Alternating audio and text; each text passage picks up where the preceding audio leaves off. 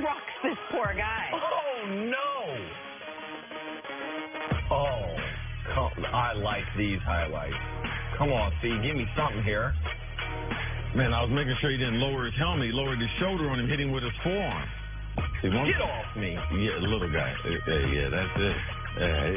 That is a recreation of what Fee did to our statistician Dusty yesterday when Dusty tried to teach him about football. You know who that is? LaMelo, playing overseas with the JBA USA team, hits the defender with a nice little spin move. Go get him, Melo. I don't hold the child responsible for the sins of the father. I'm rooting for LaMelo.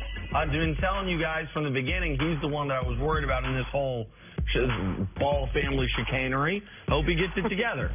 The Ball family chicanery. He needs to do what... I told you the Balls had one pro, and that was Lonzo, and that's the only one going to make it. Well, all right. For LaMelo. Finally, Aaron Rodgers extending the play, throws a near-perfect back shoulder pass to Marquez Valdez-Scantling.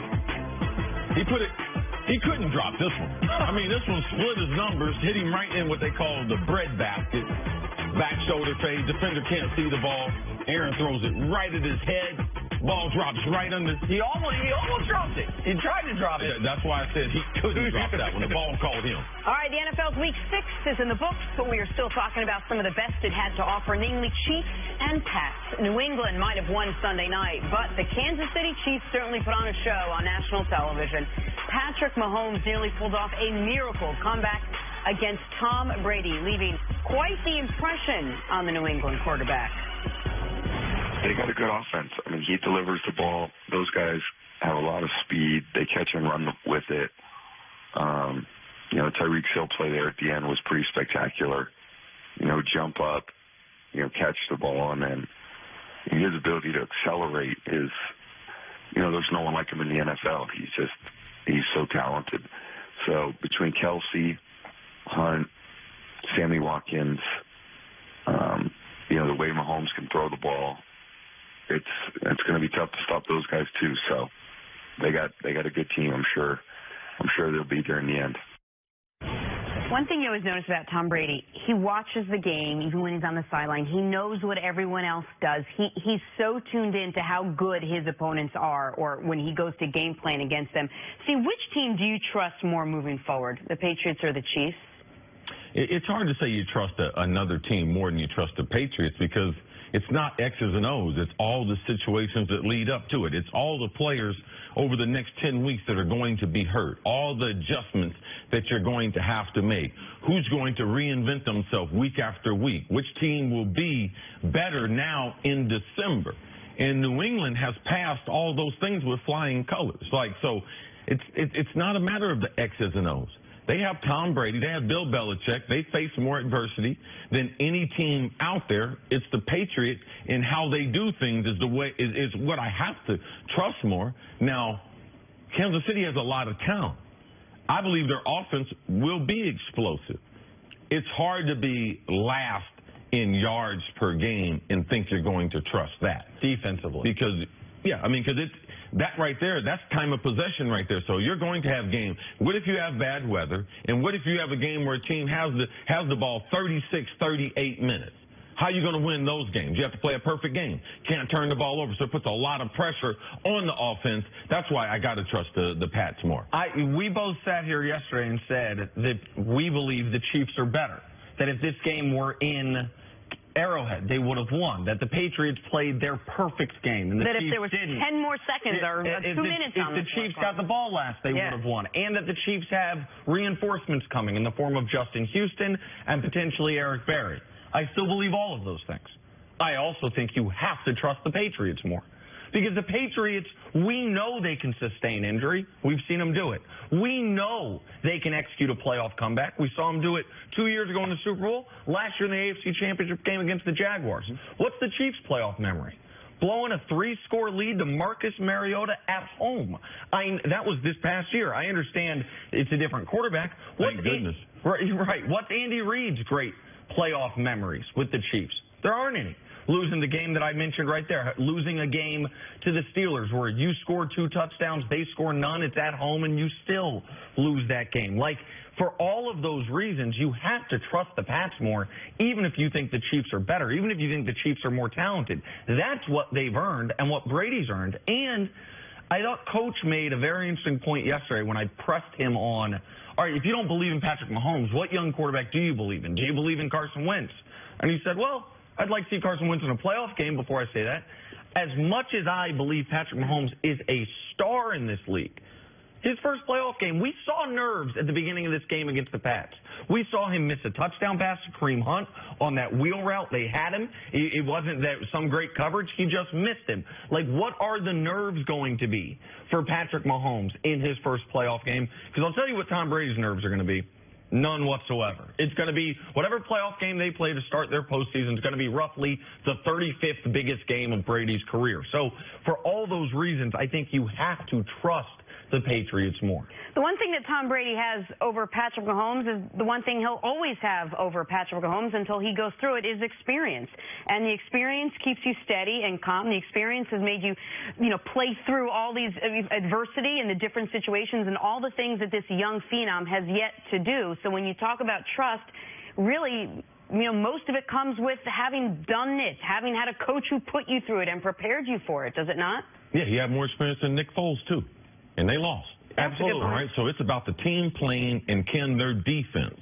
Which one of these defenses in the most critical time can get a third down stop, can get a turnover, who's going to have the ball last? So last year we know New England's defense let them down. Tom Brady played almost as well as you can play, but turned the ball over in the most critical spot. Tom Brady turned the ball over in this game to be able to get Kansas City back into the game. So, yes, experience, it does have something to do with it, but now, man, the NFL, it's easy to throw the ball. It's easy to move the ball down the field, so everyone can throw it. So I think the playing field has been leveled because there's so many guys that can play at a high level from a quarterback position because of the rule changes that I believe that the field have a better chance now of being able to remove the experience part of it because the game is so much easier. The old game used to be the regular season was one way, and then in the playoffs it was even more physical. You can't play that way anymore. So some of Brady's experience and the huge margin he has on the gap on the other quarterbacks is minimized because it's easier for everyone to be able to throw the ball. Obviously the Pats have a better overall defense than the Kansas City Chiefs, but there are two areas that the Chiefs are much better than the Patriots, and as far as slowing down the Chiefs' offense, I think they might be the two most critical stats. One is the Pats are dead last in the NFL in sacks. Like, one way to slow down this offense is to get to Patrick Mahomes. They couldn't this past weekend. One of those interceptions he threw was just a mistake. The other one, he didn't see Dante. And regardless of what New England does, that will not change. That's exactly what I was going to say. Because they do not have the talent.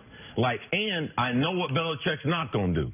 He is not going to all-out blitz and put his secondary out there where they can make big plays against you and get big chunks of yardage. So that is one, as flawed and as bad as the Chiefs' defense is, their two best defensive players are their two pass rushers. Dee Ford in a contract year and Justin Houston, a guy who's won Defensive Player of the Year in this league before, or at least he had 20-plus sack season en route to a $20 million a year contract. So the Chiefs will be able to get pressure on the quarterback. And the other spot where the Patriots have been very bad defensively this year, bottom 6 team in the league, is third down defense. And you got to be able to get off the field against this Chiefs team. We saw it at the beginning of the first half. Beginning of the second half, Collinsworth said it. Man, this is a must score for Kansas City. They had a 3rd and 2, and they hit Kareem Hunt for a touchdown on that play. The Chiefs defense, the one thing they've been good at is third down defense. We saw it to a degree in the Pats game on that first drive when they forced the Patriots into going for it on 4th down. So even though I agree with you, dead last in yards, that's a problem no matter what. The Pats have their issues as well, and that sack number, that's not, they don't have the reinforcement coming. They don't have Justin Houston coming off the injured list that's going to come to help them out in that regard. How big is the talent gap between these two? I know we just really touched on it here, but looking at two teams overall, how big is the talent gap between the Patriots and the Chiefs? This is the thing. If you look at just talent, and we're going to have a Sparks test and everything, of course Kansas City is going to win. But the one thing that's not important is how talented are you and how good can you play football. And the one thing the New England players hate, and they hate year after year after year, we never give them credit for being good football players. All we talk about is Belichick. His adjustments, all we talk about is Tom Brady. But they got a lot of good football players on that. They know how to win, so that's not foreign to them. So, yes, Kansas City has more pure athletic ability, but Bill Belichick and the way he coaches, the greatest coach in the history of the league, he negates that with getting his team to be able to play, putting his players in the best situation for them to take advantage of their own ability. And the thing that should concern the rest of the AFC regarding the Pats as far as talent is you saw Tom Brady try to get Josh Gordon involved more earlier this past week. Now, it looked to me like there were 2 times he went to him, and it looked to me both times Josh Gordon wasn't exactly where he was supposed to be, that Brady expected him to cut his route off a little bit shorter, and he went longer. And then there was a pass in the end zone where Collinsworth said on the broadcast, I think he was right, that Brady expects him to sit down in the soft part of the zone, and he just kept going across the field. If Josh Gordon over the next 10 weeks can stay on the field and can get more in sync with Brady, then that's more of a talent equalizer than I anticipated the Patriots being able to bring in midseason. All right, we got to take a break. Coming up on the other side, talk some Cowboys. Has Dak Prescott solved all of Dallas's problems on offense? That's next on First Things First.